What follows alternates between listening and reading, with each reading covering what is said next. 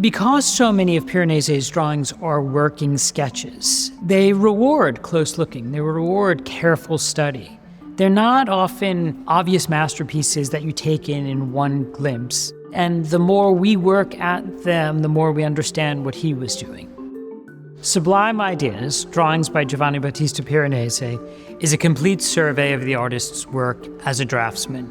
Piranesi worked in the 18th century, a time when Rome was the capital of the international art world in many ways, and he was in some ways the embodiment of what went on in the city at that time. He was best known for his views of Rome and his prints of the famous prisons, but he was also an architect, a designer, a dealer of antiquities. But behind the scenes of everything he ever did were the drawings. It's in his drawings that I think we can really see the man at work. And with our collection at the Morgan, we survey all of his drawings, from his very earliest surviving works until some of his latest. When Piranesi first arrived in Rome as a young man in 1740, he wanted to be an architect. So he set about designing the typical sorts of buildings that young architects drew: temples, churches, a forum, and the like. But then he realized he was going to have a much more successful career as a printmaker. So he returned home to Venice in the mid-1740s and began studying with Giovanni Battista Tiepolo, who was the leading artist in Venice. And it's from Tiepolo he learns both the imaginative fantasy of his prints and then a more sophisticated, more elegant drawing style.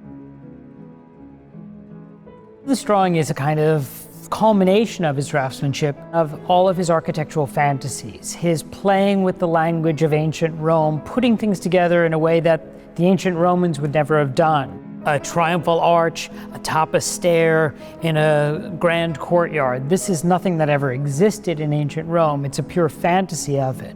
But unlike most of the drawings in the show, it's not a preparatory study for print, but instead a work that did exist in its own right.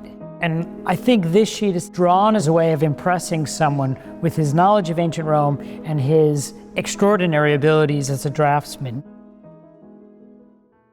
Piranesi's drawings are the basis of all of his works of art. So while they're not the works for which he's most famous, they're the ones in which we can perhaps understand him best. They tend to be very sketchy, they tend to be messy, and he never imagined them to be finished works. There are a lot of works in the show where we can see him picking up a piece of paper again and reworking a drawing sometimes decades after he had originally made it. In learning what he recycled, it helps us understand why he did keep certain drawings.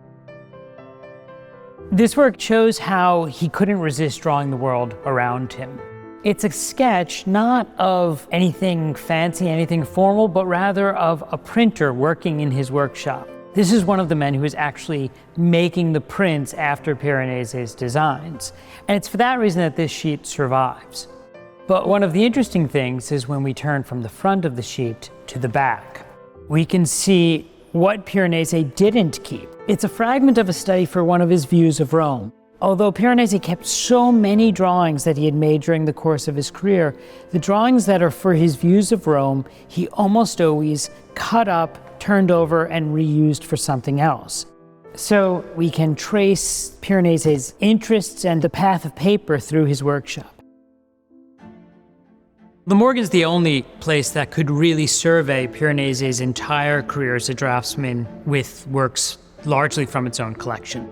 I think this kind of show, which gets into the nature of a draftsman's creative process, that's a quintessential Morgan exhibition. What I hope people realize is that Piranesi was a real human being, and that you get a sense of his humanity and his concerns and his interests in the drawings in a way that maybe we don't from his prints. But I think looking at all the new scholarship on Piranesi and the new discoveries over the last 30 years, we're able to tell a completely new story and a richer story than that which has ever been told before.